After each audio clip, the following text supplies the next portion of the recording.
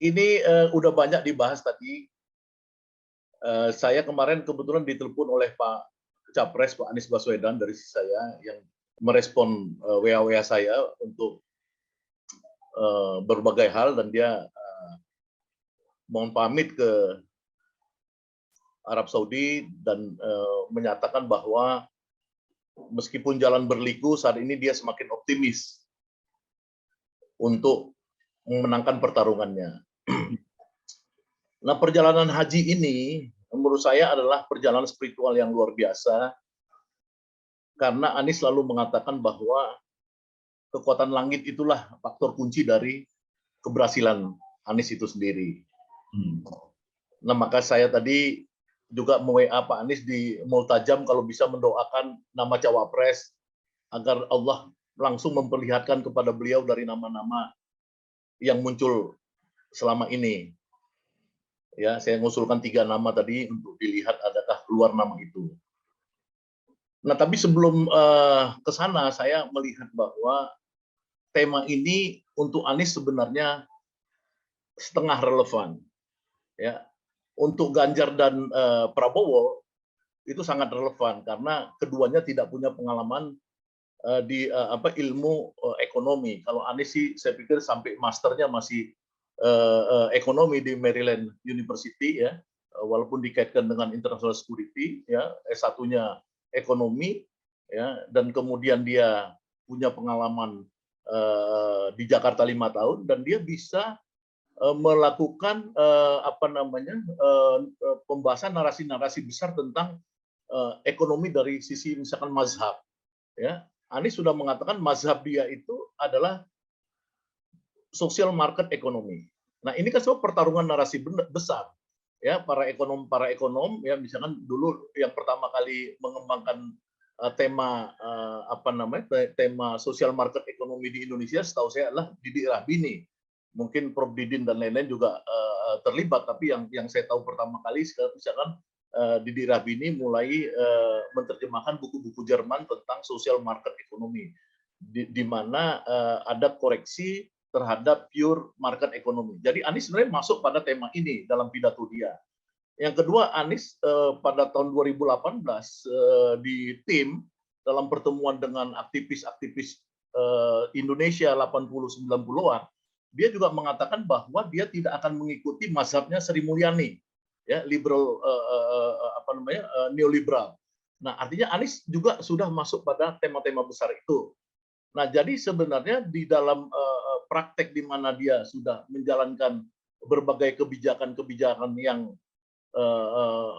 yang di Jakarta ini, ya, walaupun dalam skalanya itu untuk Indonesia kecil, tapi untuk ukuran New Zealand ini sudah 2 kali New Zealand. Untuk ukuran Norwegia, Jakarta sudah 2 kali daripada Norwegia, misalkan dari segi penduduknya yang 10 juta, apalagi kalau misalkan Jakarta dan sekitarnya dimasukkan, bisa 15-20 juta penduduk yang terdampak pada kebijakan Anies Baswedan di Jakarta. Nah, kalau Prabowo tentu dia butuh karena Prabowo punya buku juga tentang ekonomi kerakyatan ya, bahkan di 2019 buku itu digadang-gadang oleh dia lupa saya namanya ya. Kalau Ganjar belum, maka mungkin dia butuh yang ngerti ekonomi atau ekonom.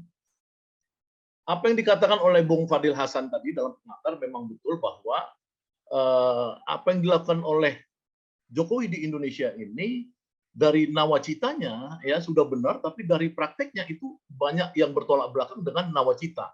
Ya, baik indeks korupsi sekarang 34 terburuk dalam sejarah, kemudian indeks demokrasi terburuk dalam sejarah, kemudian dari indeks penurunan kemiskinan cuma 1,04% kalau nggak salah, Pak SBY rata-rata 2,58% ya.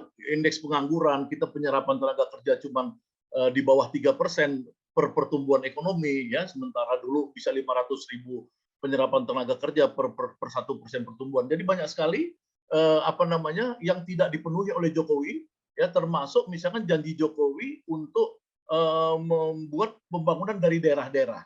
Itu juga gagal kalau kita melihat sebaran daripada investasi asing di Indonesia yang tetap berpusat pada Pulau Jawa. Jadi dari zaman Soeharto sampai zaman sekarang investasi itu sekitar 55-60% juga ada di Pulau Jawa. Jadi sebenarnya Jokowi tidak mencapai apapun selama 10 tahun ini. Tapi teman-teman sekalian, kita melihat seperti sudah disebutkan oleh Henry Satrio, bahwa Jokowi ini bukan ingin berkuasa sampai di sini saja. Ya, dia ingin berkuasa mengendalikan sebagai kingmaker baru. Ya, makanya kita lihat kemudian dia bertabrakan dengan Megawati, karena Megawati sebagai queen maker, dia tidak memberi kesempatan pada Jokowi untuk intervensi pada pertumbuhan perjalanan PDIP ke depan, sehingga pada tanggal 21 April Megawati mengumumkan calonnya itu meskipun Ganjar, tapi dia sebut sebagai calon dia, dan Jokowi di situ hanya sebagai pelengkap, tidak sebagai bagian dari kingmaker.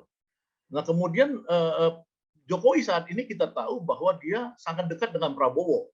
Bahkan disinyalir pada akhirnya itu nanti calon wapresnya itu kalau tidak si Erick Thohir, maka itu kemungkinan besar adalah Gibran, yang anak Jokowi sendiri. Karena satu-satunya buat Jokowi untuk memastikan bahwa dia mampu mempengaruhi kepemimpinan rejim selanjutnya, ya, agar bisa meneruskan cita-cita dia, baik personal interest maupun interest secara umum, dia harus menempatkan anaknya di sana.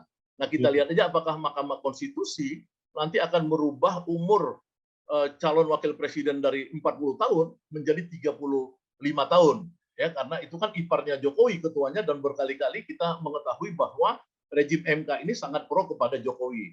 Nah, kita lihat aja kalau misalkan nanti berubah itu, maka Gibran yang akan menjadi calon wakil presiden. Kalau tidak, maka Erick Thohir. Nah, apakah kemudian Jokowi bisa main dua, menempatkan Sandiaga Uno seperti Mas Pri tadi katakan? Belum tentu juga. Karena apa? Karena kemudian kita melihat baru-baru ini manuver Puan Maharani melakukan delegitimasi kepada Jokowi karena dia membuka hubungan diplomatik kepada keluarga SBY. Ya, ini kan sebenarnya satu hal yang selama ini selalu dipagarin oleh berbagai pihak agar tidak terjadi pencairan hubungan. Nah, sekarang terjadi pencairan hubungan, sehingga kelihatan bahwa di dalam permainan ini Puan Maharani dan kekuatan Puan di dalam tubuh PDIP itu makin lama makin menonjol. Jadi dia bisa aja apa yang diinginkan Jokowi untuk wapres bisa aja ditolak oleh Puan Maharani ke depan.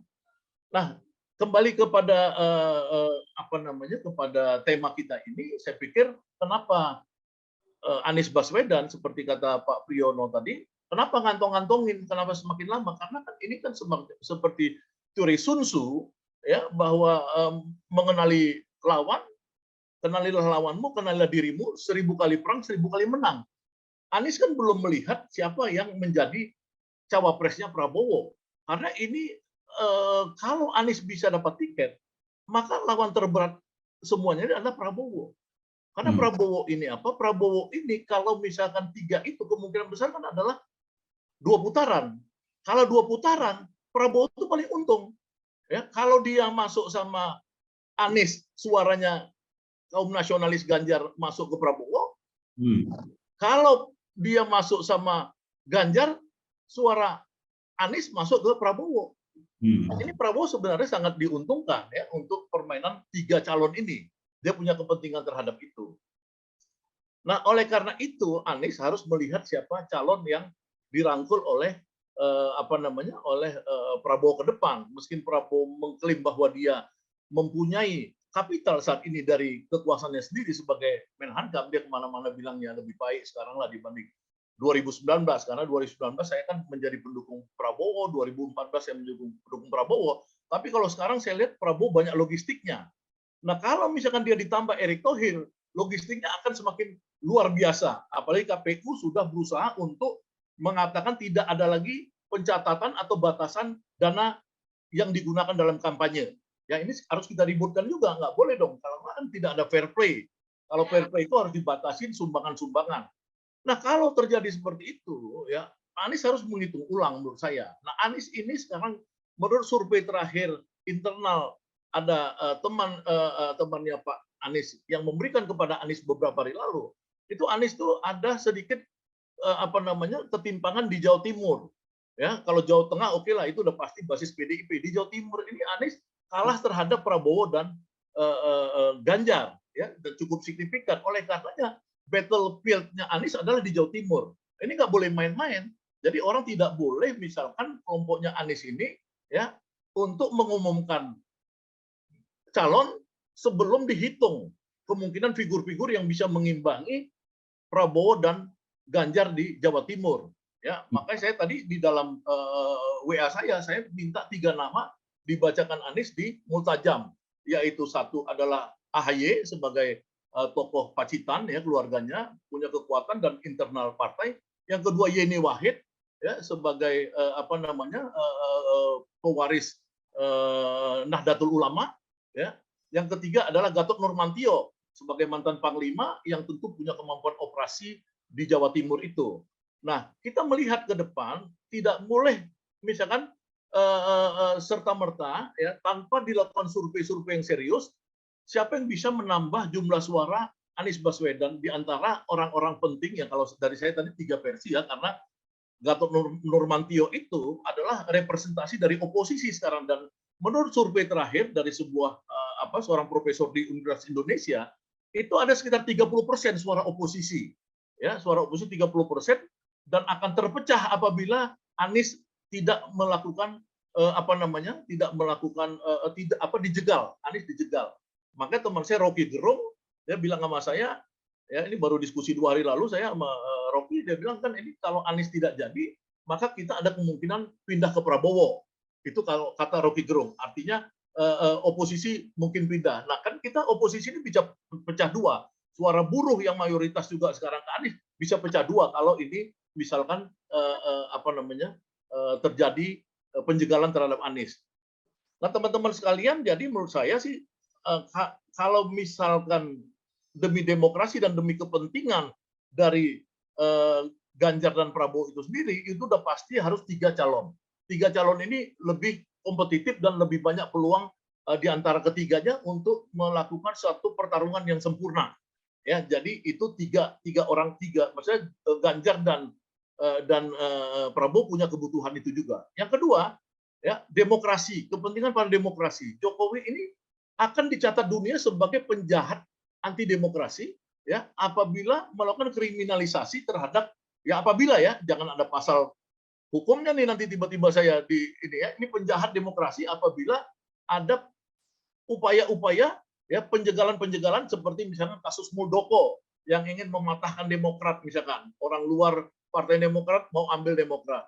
Kemudian misalkan Nasdem ini kan buka aja semua ya, karena kan di majalah Tempo sudah dibuka nama-nama yang main di bisnis bisnis BTS itu. Siapa yang rampok di situ sebenarnya? Jokowi harus mendesak membuka. Jangan cuma sampai di Joni Plate. Ya. Kemudian soal logistik pasir laut yang disinggung oleh Didin Damanuri. Pasir laut ini ya itu kan juga kan dana politik. Kenapa dibuka sekarang? Dijual ke Singapura dana politik karena pasir laut itu ya komitmen fee-nya, komisinya itu tinggi sekali. Yaitu sekitar $20 per metric ton ya, dan itu kelompok PDI sudah marah ya, lihat aja suara PDI Jawa Barat menolak ekspor pasir laut, kemudian PDIP di DPR menolak ekspor pasir laut. Kenapa? Karena PDI mungkin nggak kebagian ya, bukan karena dia cinta pada ini ya, bisa jadi cinta juga karena zaman Megawati itu di stop ya, tapi bisa juga itu karena soal dana politik. Nah kita maksud saya lihat ini ke depan harus dijaga demokrasinya. Jadi satu kepentingan dari 3 orang itu sendiri untuk kompetitif. Yang kedua adalah demokrasi itu betul-betul dijaga oleh Jokowi ya, karena kita ini nggak boleh mundur lagi. Nah karena apa? Karena kita ini kan yang bertarung sekarang 3 orde. Orde pertama adalah orde lama yang diwakili oleh Ganjar Pranowo ya. Yang kedua adalah orde baru yang diwakili oleh mantunya Soeharto namanya Prabowo Subianto. Yang ketiga adalah orde reformasi karena Anies ini adalah yang lahir dari orde reformasi. Kekuatannya apa? Atau bedanya di mana? Orde reformasi ini cuma 2 temanya, ya, demokrasi dan keadilan sosial. Ya, kalau mau ditambah anti korupsi. Nah, demokrasi di dalam orde lama dan orde Soeharto itu nggak ada. Nah, Jokowi ini bagian dari orde lama, makanya dia anti demokrasi. Ya, itu teman-teman. Jadi kita harus 3 orde ini dipertarungkan. Mungkin pengantar dari saya itu aja pada diskusi sore hari ini. Terima kasih. Sekali lagi mengatakan bahwa dalam konteks Anies ya, konteks Anies itu pemikirannya buat saya sudah yang saya sebut sebagai sosialistik Islamisme. Buat saya ya, kalau dia mau bahasanya dibahasakan di dalam bahasa Barat, apa namanya yang saya sebut tadi bahwa dia tidak setuju pada free market economy, tapi pada social market economy. Buat saya itu sudah cukup untuk menunjukkan bahwa dia itu sejalan dengan founding fathers yang menginginkan kita ke arah negara kesejahteraan. Ya, nah kemudian Anies akan menjalankan demokrasi. Ya, demokrasi itu bukan seperti perubahan undang-undang amandemen Undang-Undang 45 di mana demokrasi ekonomi itu maksudnya demokrasi politik di mana partisipasi publik ya itu bisa diperkuat. Jadi civil society bisa lebih berperan dalam pembangunan, ada checks and balance dan lain-lain. Yang ketiga, Anies ini satu-satunya calon presiden menurut saya yang tema anti korupsinya tegas.